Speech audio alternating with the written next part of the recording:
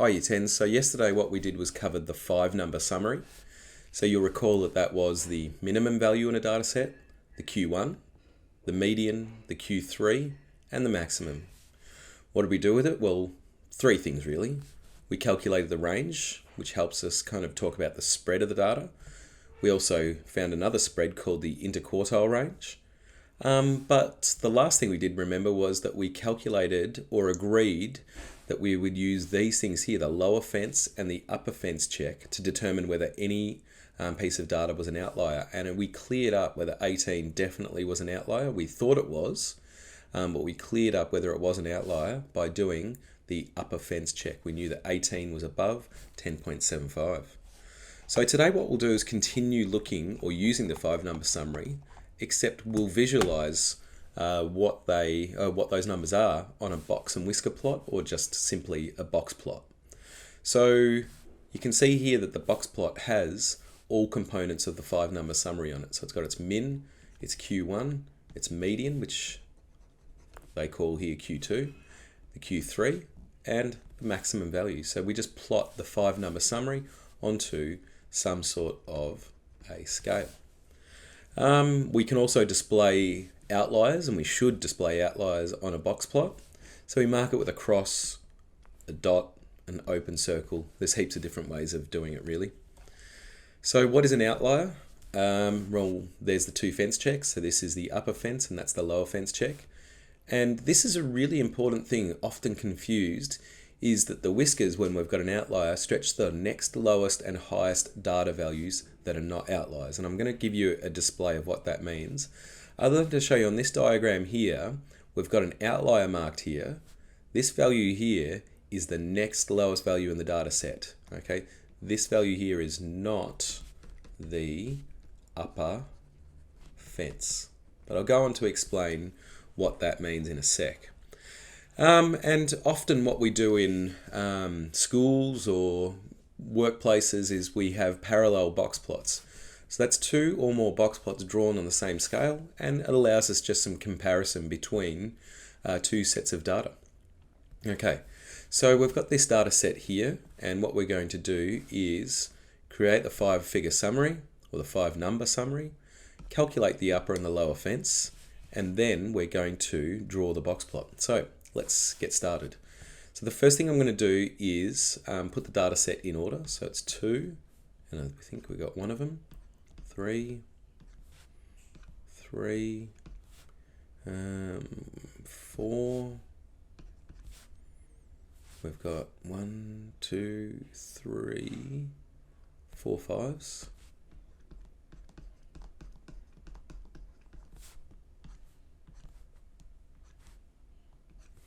Okay, 6s, we got 2 of them. I got a 7, a 9, and a 12. Okay, 1, 2, 3, 4, 5, 6, 7, 8, 9, 10, 11, 12, 13.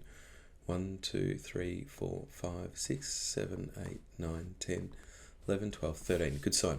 Okay, so let's write out the components of the 5-number summary. So we've got the min,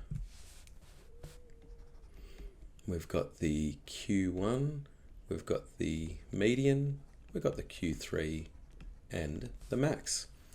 All right, so the min, that's going to be easy. That's just 2. The max is 12.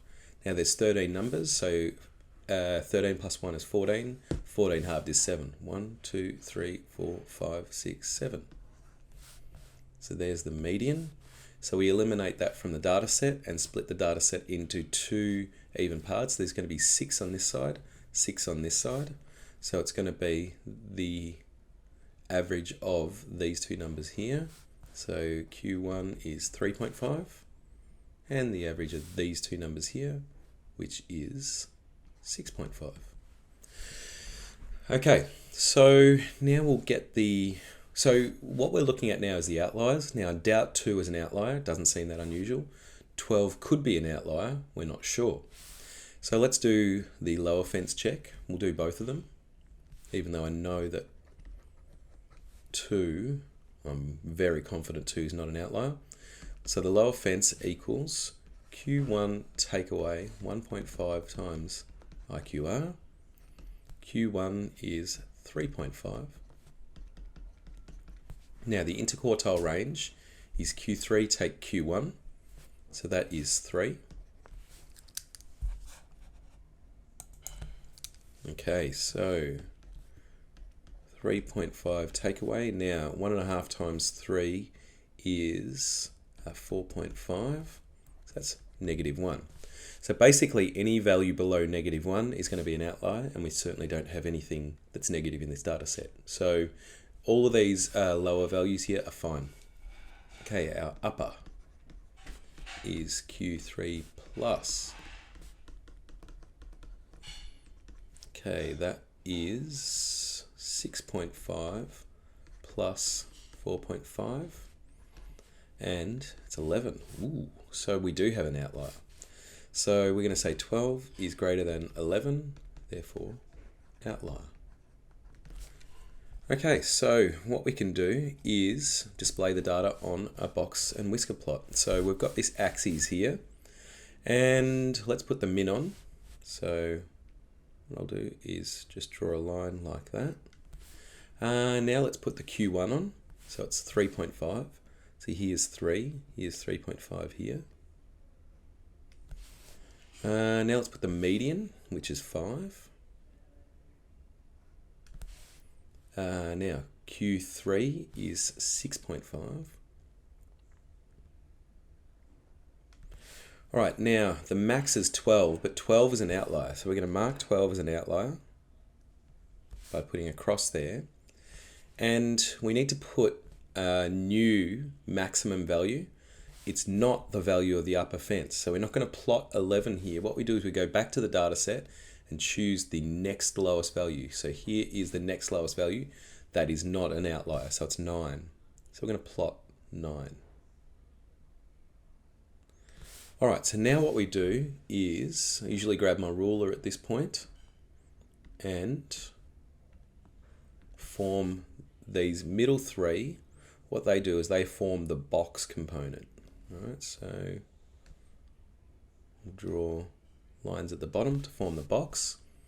And then these two things here, these form the whiskers. Okay, so pop a line to there and pop a line to there. All right, and we've got our box and whisker plot.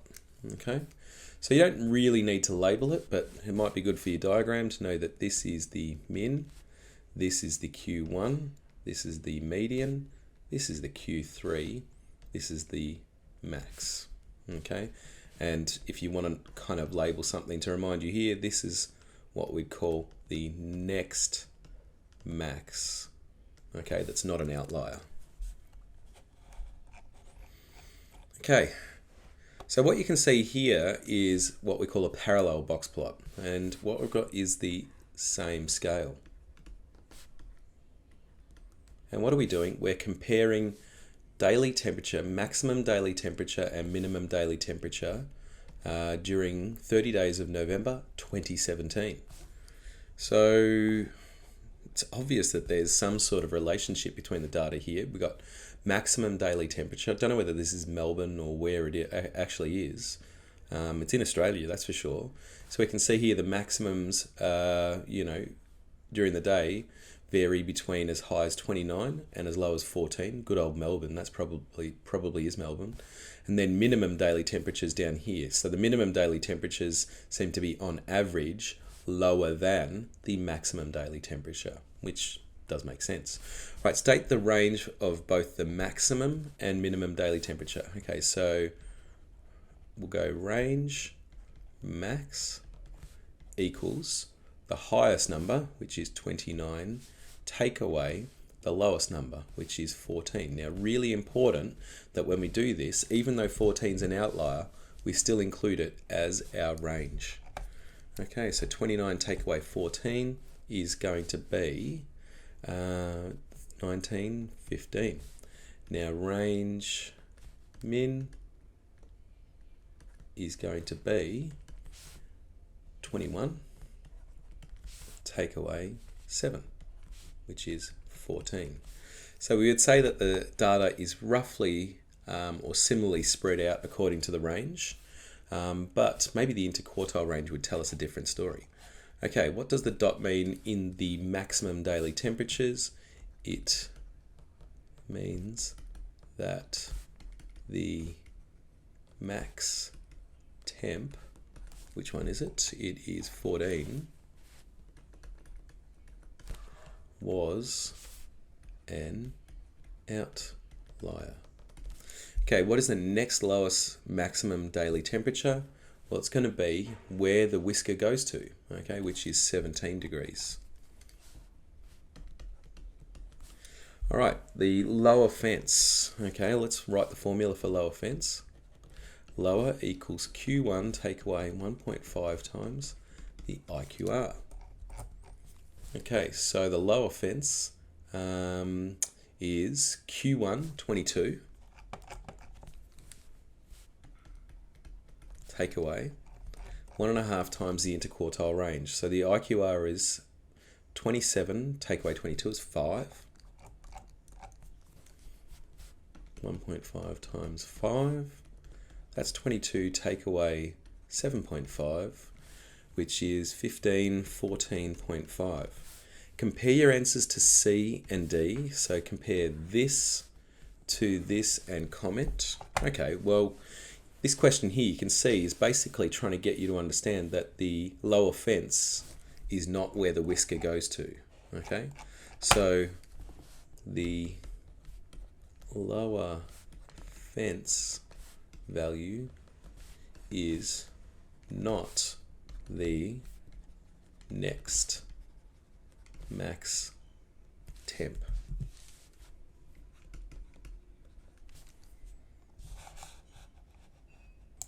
Okay, so here's a question that came off an exam here. The box plot above is based on the following data. How many data points would be considered outliers?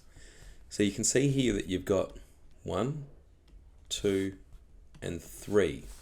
So 3 outliers. There's a little trick to this question here, and if we look at the data set and match that up, we've got 1 is an outlier, okay, and that happened 2 times. All right, we've got 2 being an outlier, that happened once, and we've got 32 being an outlier, and that happened 2 times. All right, so it's important to note that when you plot an outlier, there might be multiple versions of that outlier, not necessarily one like we've had in this case here. Where was it? This one. So we had one outlier here, but this data set has multiple outliers.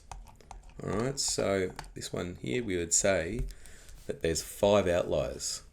All right, there's 1, so this would be considered an outlier. This is also considered an outlier.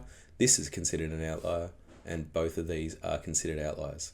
So it was a tough question, that one, and you had to match the picture with the data set below. All right, so what you're going to do today is get to work on those 9D questions there, drawing those box plots, okay, and labeling the axes, and yeah, doing all that sort of stuff. All right, good luck with that.